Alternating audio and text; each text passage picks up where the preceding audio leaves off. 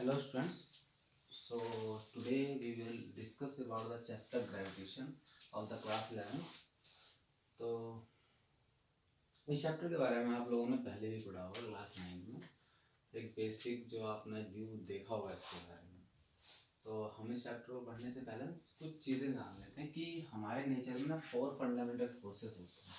Fundamental मतलब जिनसे और कुछ फोर्सेस डिराइव किया जा सकते हैं, ठीक है। जो बेसिक हैं वो ये 4 हैं, ठीक। वो उनमें से पहला आप लोगों का ग्रेविटेशन फोर्स, दूसरा आप लोगों का इलेक्ट्रोस्टैटिक फोर्स, तीसरा आप लोगों का वीक न्यूक्लियर फोर्स है और fourth one is strong nuclear force. Gravitation force के बारे में हम अभी डिस्कस करेंगे। Electrostatic force you will learn about it in the class 12 and weak nuclear force, strong nuclear force आप इसके बारे में थोड़ा बहुत शायद केमिस्ट्री में जान चुके होंगे या फिर आप क्लास 12 में इनके बारे में देखेंगे। आपको इसके बारे में पता लगेगा क्लास 12 के बारे में। मैं आपको फिलहाल बेसिक सा कंसेप्ट बता देता हूँ ये क्या होता है। ग्रेविटेशन के बारे में तो अभी हम डिस्कस करेंगे। इलेक्ट्रोस्टैटिक फोर्स क्या होता है? दो चार्जेस के बीच में फोर्स लगता है। सपोज करो चार्ज को हम डिनोट करते हैं क्यू से। दो चार्जेस रखे हुए हैं, ये आर डिस्टेंस पर रखे हुए हैं, तो इनके बीच में जो फोर्स लगेगा वो होगा आप लोगों का क्या होगा 1/4 pi epsilon not Q1 Q2/r²। ये आप लोगों का है इलेक्ट्रोस्टैटिक फोर्स जो कि चार्ज के कारण लगता है। ये क्या है क्या नहीं है ये क्लास 12 का बैठा है। वीक न्यूक्लियर फोर्स और स्ट्रॉन्ग न्यूक्लियर फोर्स लगता है आप लोगों का मॉलिक्यूल्स के बीच में। किसके बीच में? मॉलिक्यूल्स के बीच में। जो छोटे छोटे एटम्स होते हैं उनके बीच में जो फोर्स लगता है, ठीक है, किसी भी कंपाउंड के, उसे बोलते हैं वीक न्यूक्लियर फोर्स वगैरह। और इलेक्ट्रॉन और न्यूक्लियस के बीच में लग जाता है वीक न्यूक्लियर फोर्स। और ये स्ट्रॉन्ग न्यूक्लियर फोर्स होता है बहुत शॉर्ट रेंज फोर्स होता है, बहुत छोटी सी रेंज में लगता है लेकिन सबसे ज़्यादा स्ट्रॉन्ग होता है, ठीक है। ये जो फोर्स होता है ये लगता है आपका न्यूक्लियस में। देखने से पता लग रहा है, नाम से पता लगता है कि ये न्यूक्लियस फोर्स, न्यूक्लियस के अंदर लगने वाला फोर्स है, ठीक है। तो न्यूक्लियस में जो प्रोटॉन को बाउंड करके रखता है वो फोर्स, उस फोर्स को बोलते हैं आप स्ट्रॉन्ग न्यूक्लियर फोर्स। और ना प्रोटॉन एक दूसरे को रिपेल ना कर दें, खैर, तो उस फोर्स को बोलते हैं स्ट्रॉन्ग न्यूक्लियर फोर्स ना। हम जो यहाँ पर डिस्कस करेंगे वो करेंगे हम ग्रेविटेशन फोर्स के बारे में। ग्रेविटेशन फोर्स के बारे में हमें किसने बताया था? न्यूटन ने। तो 1686 में हमारे एक साइंटिस्ट थे जिन्होंने 1686 साइंटिस्ट थे जिनका नाम था न्यूटन। उन्होंने ये बताया कि इस दुनिया में कोई भी दो मासेस रखे हैं जिनके पास, कोई भी दो बॉडीज है जिनके पास मास है और वो अगर r डिस्टेंस से सेपरेटेड हैं, ठीक है, तो कोई भी दो ऑब्जेक्ट, छोटे से छोटा बड़े से बड़ा, ठीक है, उनके बीच में फोर्स लगेगा जिसे हम बोलेंगे ग्रेविटेशन फोर्स। क्या बोलेंगे? Gravitation force. उन्होंने ये बोला था कि इस दुनिया में कोई भी दो ऑब्जेक्ट है वो एक दूसरे को अट्रैक्ट करने की कोशिश कर रहे हैं, अपने पास बुलाने की कोशिश कर रहे हैं, उन पे एक फोर्स लगा रहे हैं।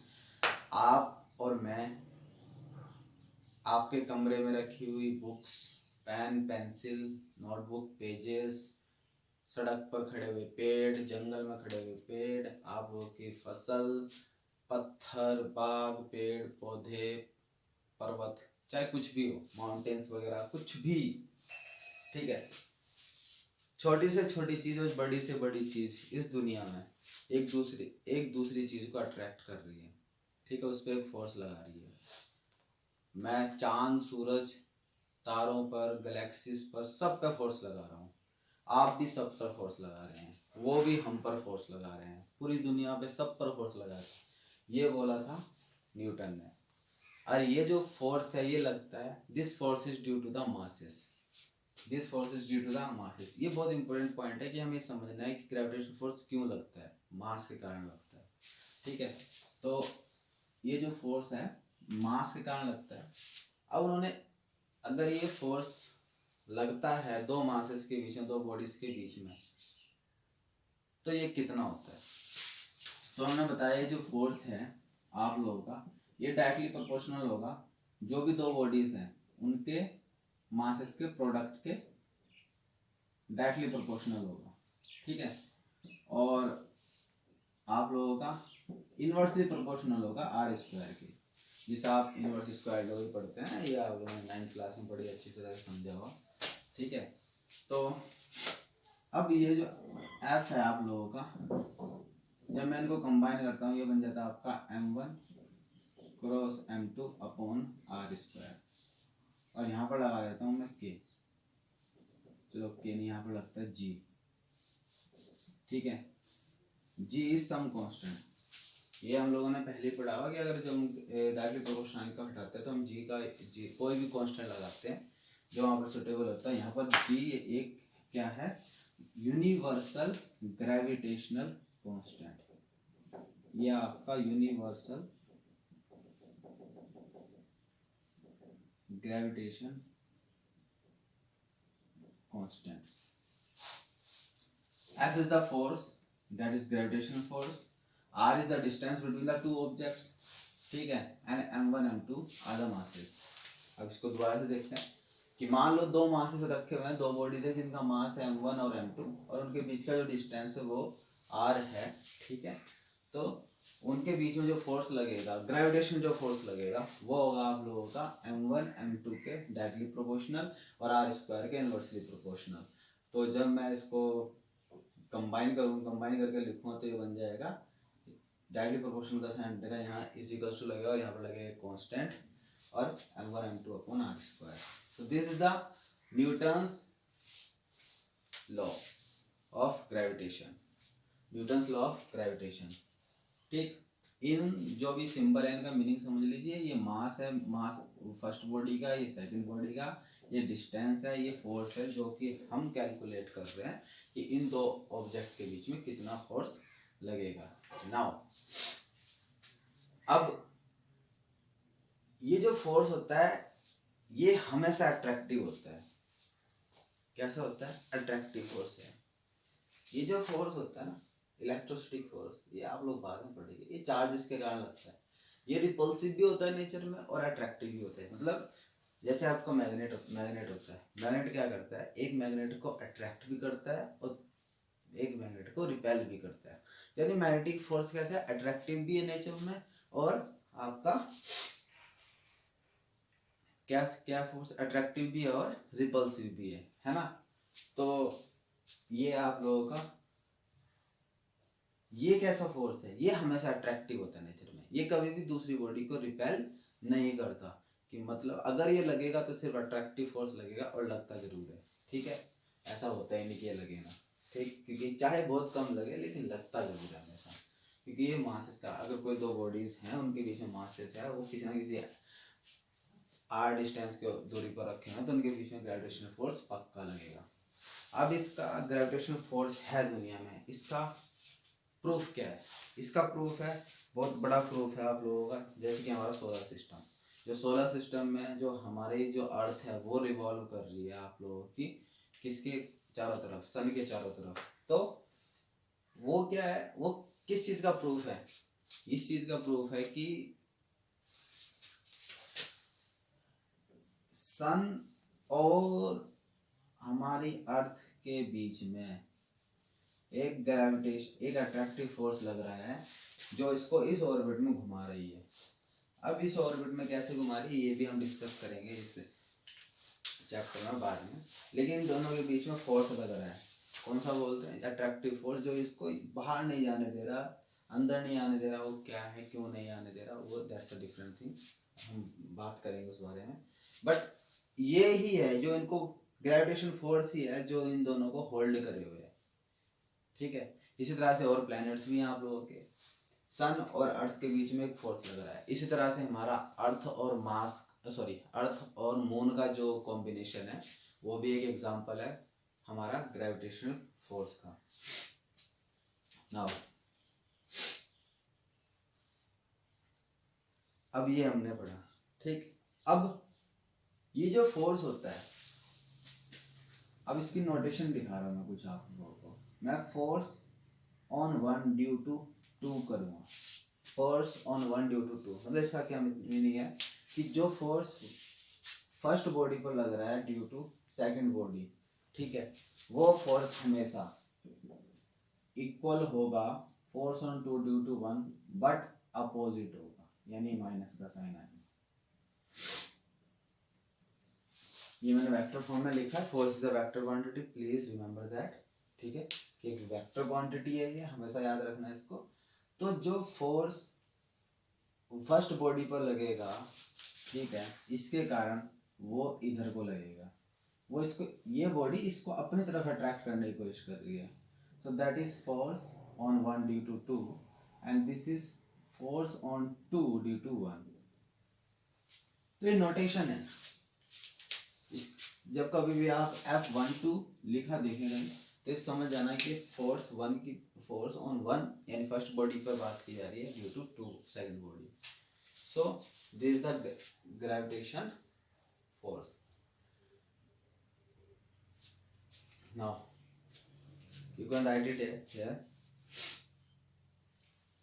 ये मैंने आपको बता दिया, जी यूनिवर्सल ग्रेविटेशन कांस्टेंट है, दैट्स इट। नाउ अभी हम क्या पढ़ेंगे,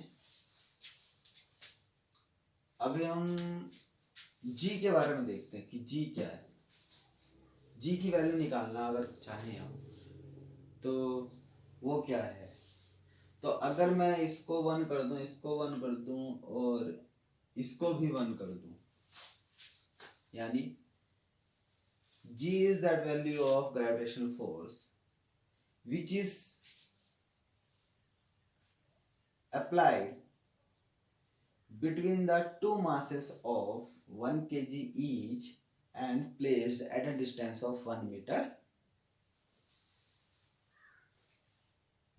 क्या मीनिंग है उसका कि फोर्स, सॉरी, जी वो वैल्यू है ग्रेविटेशनल फोर्स की जो कि लगता है मास 1 और मास 2 के बीच में, अगर दोनों ही मास 1 kg के हों। कितने के हों? 1 kg को, यानी इसकी जगह में 1 पुट कर दूंगा, इसकी जगह में 1 पुट कर दूंगा और यहाँ पर पुट कर दूंगा मैं 1, और वो दोनों ही कितनी दूरी पर रखे हों, ठीक है, 1 मीटर की दूरी पर रखे हों। यानी मैं क्या बोलूँ, यहाँ पर 1 kg का एक ऑब्जेक्ट रखा हुआ, यहाँ पर भी 1 kg का एक ऑब्जेक्ट रखा हुआ, और इन दोनों के बीच में जो डिस्टेंस है वो कितना है, 1 मीटर का। तो इन दोनों के बीच में जितना ग्रेविटेशनल फोर्स लगेगा उसी को बोल लूंगा मैं जी। क्या बोलूंगा उसको मैं? जी। वो वैल्यू होगी आपकी जी की, ठीक है। तो अभी कितना होगा, so let's see about it.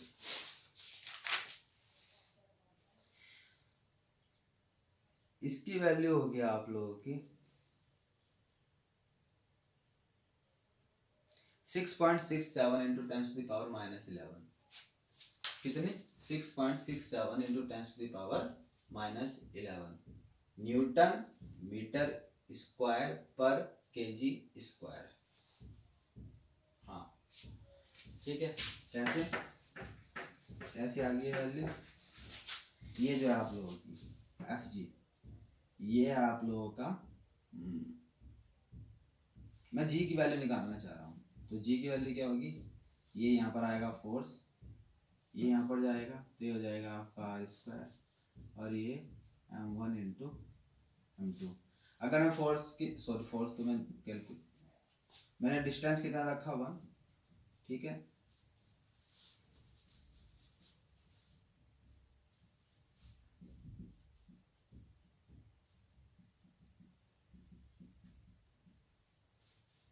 ये जो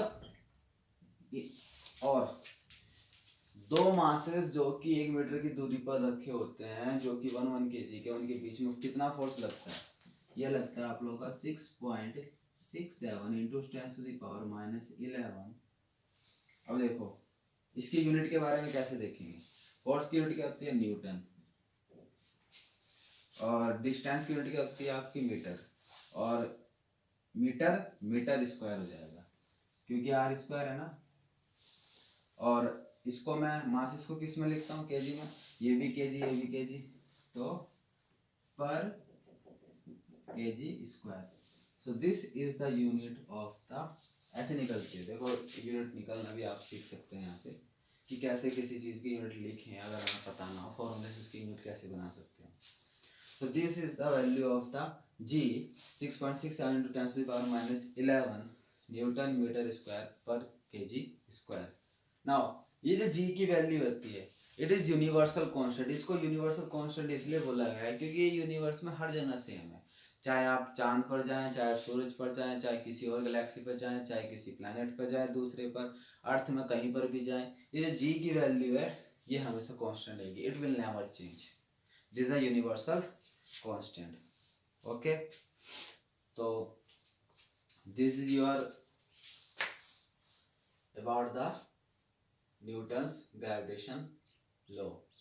Now in the next video we will learn about the gravity, कि what is gravity, gravity क्या होती है, उसकी वैल्यू, gravity क्या है, gravitational force, ठीक है, और एक्सेलरेशन ड्यू टू ग्रेविटी, ये टर्म आप लोगों ने पहले सुना होगा, ठीक है। ये क्या मैं आप लोगों को एक बता देता हूँ, स्मॉल जी, स्मॉल जी के बारे में हम देखेंगे। स्मॉल जी क्या होता है आप लोगों का, एक्सेलरेशन ड्यू टू ग्रेविटी, इसके लिए एक्सप्रेशन आएगा, इसकी वैल्यू क्या आएगी, that we will discuss about in the next video. Thank you.